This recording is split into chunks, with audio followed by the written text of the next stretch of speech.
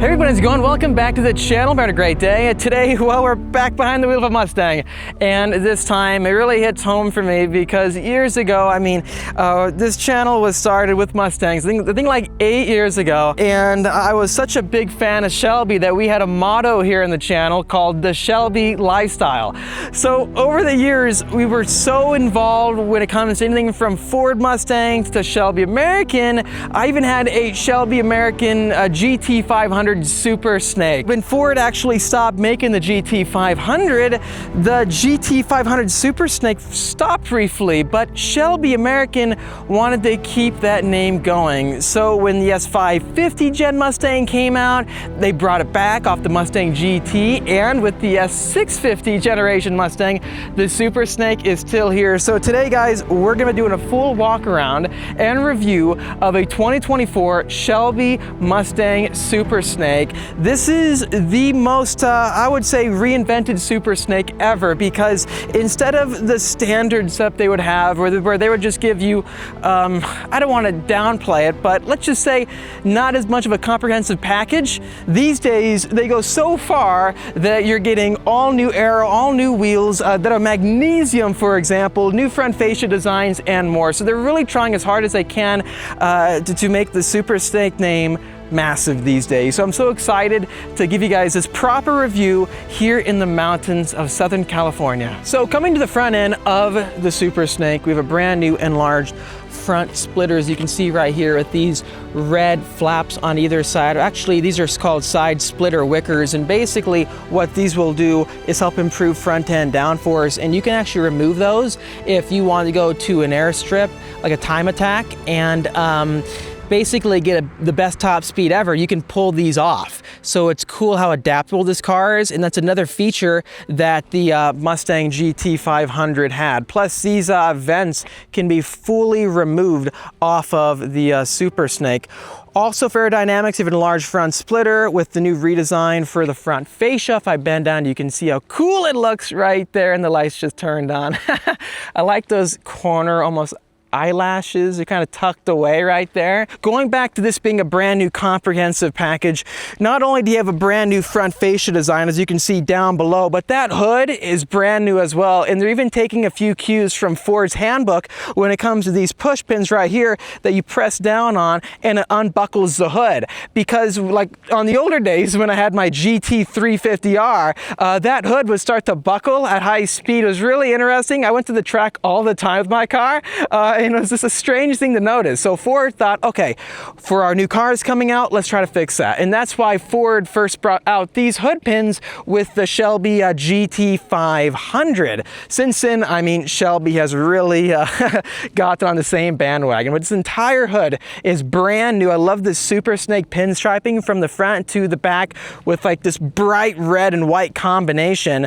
The magnesium finish of these wheels are very unique because as it stands now, this is the only Ford Mustang that gives you magnesium wheels. I thought the Mustang GTD was going to have magnesium wheels, but interestingly, they ended up not having it available for the production cars right now, because on the initial B-roll and press releases for the Mustang GTD, it had the magnesium wheels, but I guess something happened throughout the process, and the next thing you know, they're not available. So I'm very curious if we're going to see magnesium wheels on the Ford Mustang GTD.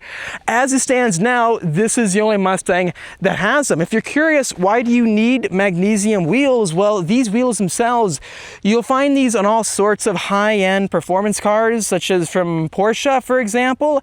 Not only are they more rigid and they're higher strung for strength, but the weight actually for these wheels are significantly lower than your conventional forged wheels.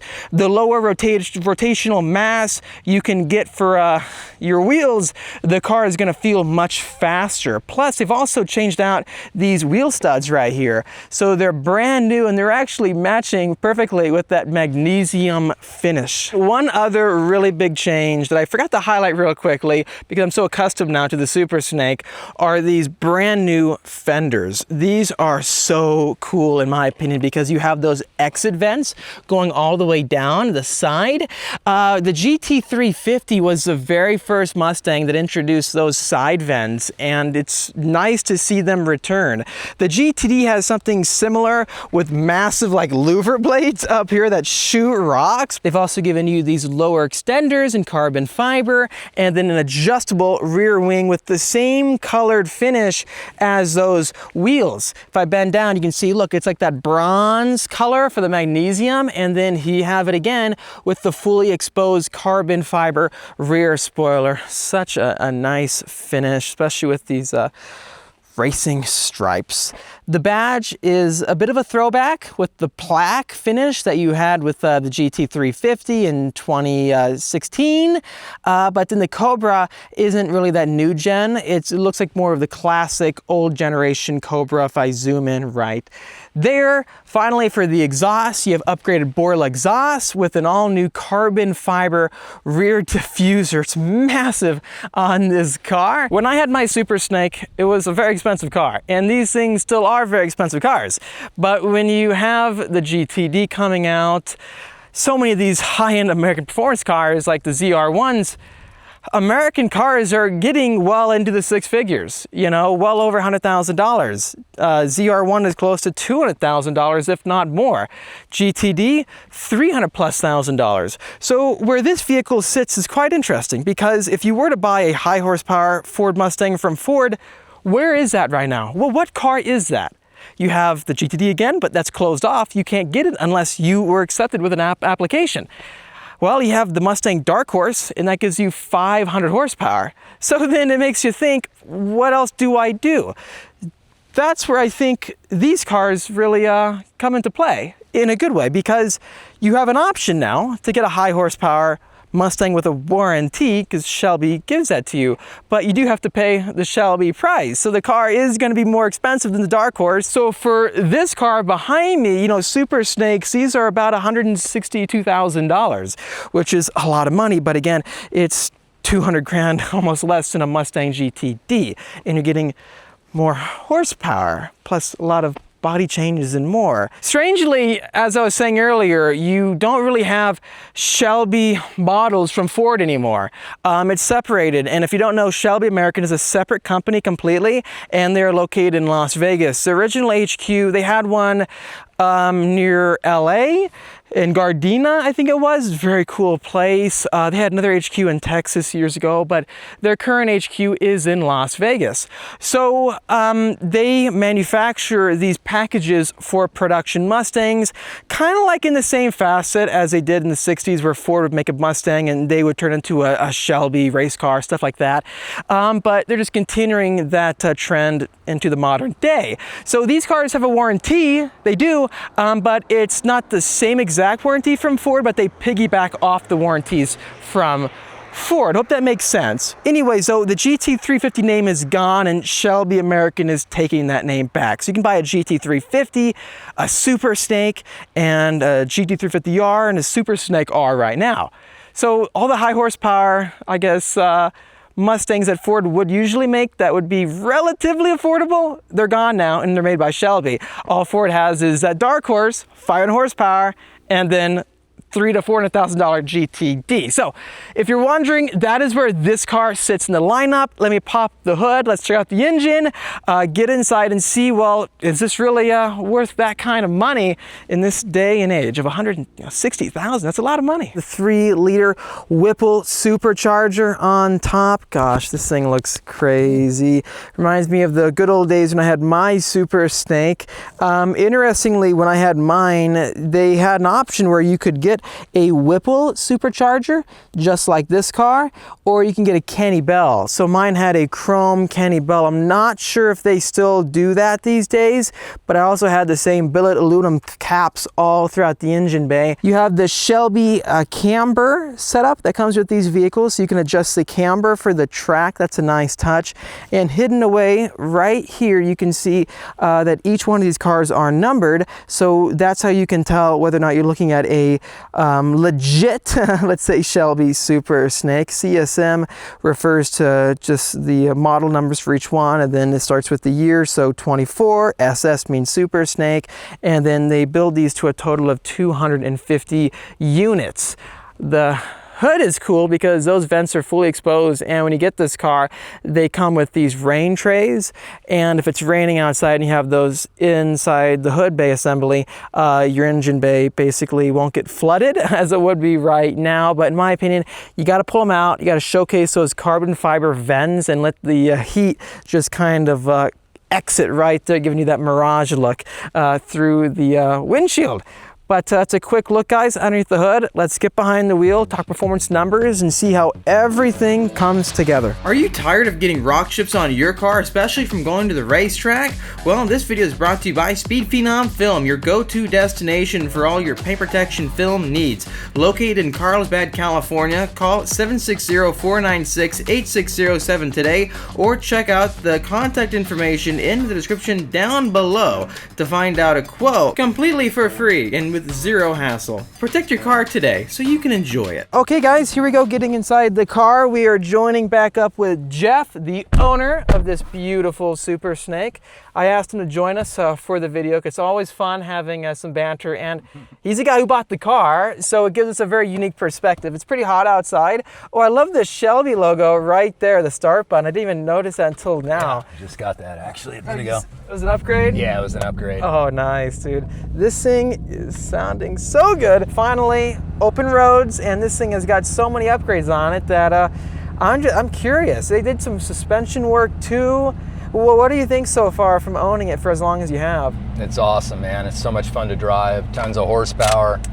The sound is pretty throaty, so it makes it a lot of fun to drive.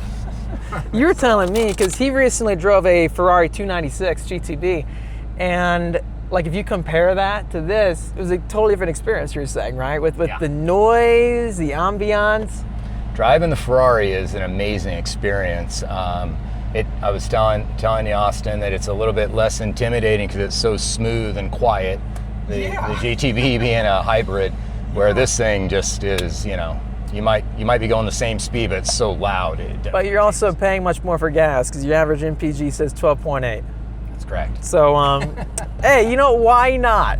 He has a 10-speed automatic, so this is the fastest transmission you could get for this car. They don't have the dual clutches available for this vehicle, so the only Mustang with a dual clutch right now would be the GTD, but the GT500 had the dual clutch from a few years ago. I love your gauge color. It's no longer pink. We upgraded that to red. He had pink gauges, but let's get on the road and see what's like. Alrighty then, guys, getting a feel for the Super Snake. I can feel the vibrations actually through the throttle.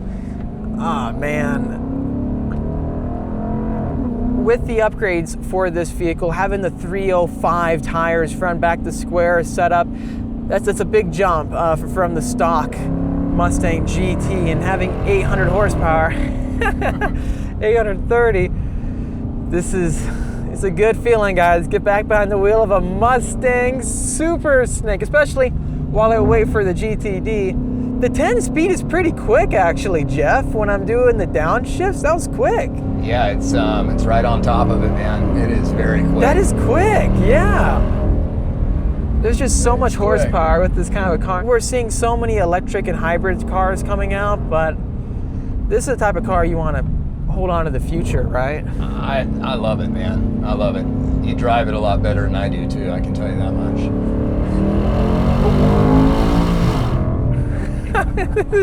This thing, the supercharger whine sounds really good. If I barely roll down the windows a tad bit more, maybe we'll hear more echo through the canyon. So downshifting. Oh my gosh, it's just it's got so much character, Jeff. It's awesome, man. This is just a blast. And it can corner so well. Gone are the days when people comment saying, oh, it's a Mustang, you can't corner like that. Yeah. You've got so much front end grip. It's unreal. The rear end's hooked down. With the 305s, of course, you can't feel the aero. But at higher speed, that's when aero will start to actually come into effect, of course. But it's a really, just really smooth car. And every time we upshift, I'm noticing it's like pushing us forward throughout the gear change, kind of giving us that like no lift shift that you would get with a manual car and you didn't lift the throttle. How does this feel compared to the GT500? It's very similar. The transmission I'm noticing is it gives you a different feedback on the upshift. It kind of pushes you forward. The GT500 is like, it just doesn't do that. The 500 is a quicker shifting car for sure, but I mean, this is really, really engaging, man. The front end grip feels very good. What mode are we in right now? This is track or standard? This is sport. Can we go on track? Change. Because that will. Oh, this is normal.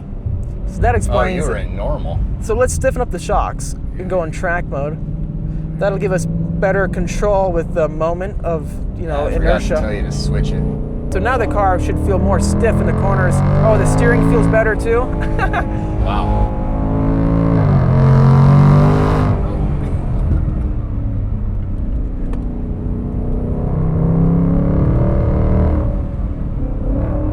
I'm gonna stop talking for a quick second just to get the exhaust. Oh yeah.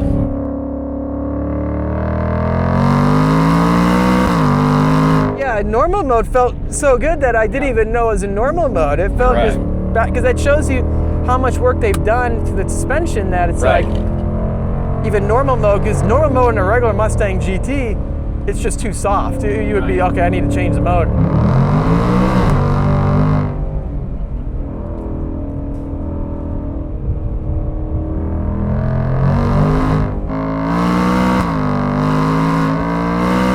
Thank you very much for the opportunity. It's really cool, just like, I don't know, just getting behind the wheel of this car, because there's not much content that I've seen online of people driving the Super Snakes, and it's a really unique car. You don't see many of these things out there, and the Shelby team, the whole background of this vehicle, it's different than the conventional shop working on these cars, making upgrade packages or custom, sequenced cars. It's just got more heritage behind it, and it makes me really miss my Shelby Super Snake. Yeah. Do you think you're gonna track this car? We had this Absolutely, conversation man. before, but I got to see you get out there with it. Well, as you know, I was on my way to go, and the freeway was shut down, so I couldn't make it that day. I was very disappointed. So I would say I've done some spirited driving in it, but it's nice to be in it and really appreciating with you driving it. It's pretty cool, man. Really noticing with it too is like you pointed this out to me right away. When I first got behind the wheel, I didn't even realize we were in normal mode, because the car changed so much with the Super Snake upgrade, having the loud exhaust setting, the supercharger up front, all the extra horsepower, that just in regular drive mode, it felt like it was ramped up enough. Yeah, right? we were doing pretty good with that on, and then you put it into, what did you put it into? Track mode, Yeah. finally. I'm really shocked about the transmission, how fast the 10-speed is shifting, and this is like the transmission to get for drag racing too. So you've got the quicker car, I would say. Yeah. I'm curious how temps look on the track with the 10-speed. I haven't really seen many people track test these cars extensively, but you have to report back to us and let us know Absolutely. You how bet I will, man. temperatures do on track. But all the displays, really, this is like, I don't have the GTD yet, and this is like giving us such a close look at what that's going to be like. It's got more horsepower, and it weighs a couple 100 pounds less. So the acceleration, like we're getting GTD acceleration right now, Jeff. Yeah, the Think about acceleration's one thing, but the way that you're handling it and the brakes feel super, super strong when you had to use them a couple times. Yeah, I was really impressed. I can't wait till you get to your GTD, because it's obviously going to be an amazing car to be in. And I think that's a perfect segue, because when you look at, okay, why would one pay, a lot more money for another version, right? Like the GTD, it's a lot of money. Why would you pay that difference in price if power and acceleration is the same as this? Well, I guess for people where having even more performance with cornering and grip matters, and aerodynamics, I guess that's the hallmark way to go. So you're paying more for the handling of the car, not necessarily for the way you would drive it every day. Because I don't think you know, you drive in each car every day on the street, you're going to be getting to those limits. Only if you go to the canyons or the track, right? Right, I think you're just going to be pushing better lap times than that around the corners. But as far as us doing this, I think we could definitely go out together and we could hang with one another, you know, if we're not. Because you're on the street, it's a limited factor for how fast you can really go. So you get to really decide yourself which way you want to go. I guess it makes sense because, you know, they're aiming so much on Porsche GT3 RS that it's like, okay, we have our GT3 RS competitor, we're going to take that car out, and why does that car cost so much? It's got pretty close to the same horsepower of a standard GT3 of 500, but all that extra money is towards active aero, you know, improved motorsport dry suspension. So I guess this is a very common thing that we're finding in the industry. All right, guys, real quickly, we're going to try out 0 to 60 inside of the Super Snake. Here we go. Oh, too late.